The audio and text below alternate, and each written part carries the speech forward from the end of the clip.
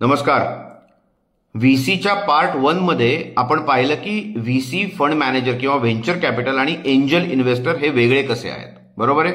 Part 2 मध्ये मला तुम्हाला सांगायचंय की व्हीसी फंड तयार कसा करायचा. सो व्हीसी फंड तयार करण्याची प्रोसेस ही कॉम्प्लिकेटेड आहे, कारण की तुम्हाला आधी अप्रुव्हल लागतं. बरोबर आहे. त्याच्यासाठी स्पेशल लॉज, कायदे, रेग्युलेशन्स आहेत व्हीसी फंड अप्रूव्ह करण्यासाठी. भारतात SEBI SEBI securities and exchange board of India ही संस्था आहे जी तुम्हाला तुमचा व्हीसी फंड अप्रूव्ह करून देते.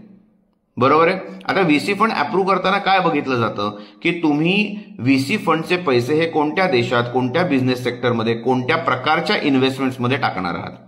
त्याचबरोबर व्हीसी फंडचा जो मॅनेजर असतो त्याचा प्रोफाईल, त्याचा बायोडेटा सुद्धा सेबी प्री अप्रूव्ह करते, हे बघण्यासाठी की तो एलिजिबल आहे का नाही, त्याला इनफ एक्सपिरियन्स आहे का नाही त्या मार्केटचा, त्या देशाचा, त्या बिझनेस सेक्टरचा, की तो इन्व्हेस्ट करू शकेल. आता हे रेग्युलेटरी अप्रुव्हल्स का महत्वाचे आहेत? कारण की आपण पार्ट 1 मध्ये बघितल्याप्रमाणे व्हीसी फंड मॅनेजर हा इतर इन्व्हेस्टर्सचे पैसे एकत्र करतो आणि त्यानंतर इन्व्हेस्टमेंट्स करतो. इन्व्हेस्टमेंट करताना तो स्वतः डिसिजन घेतो.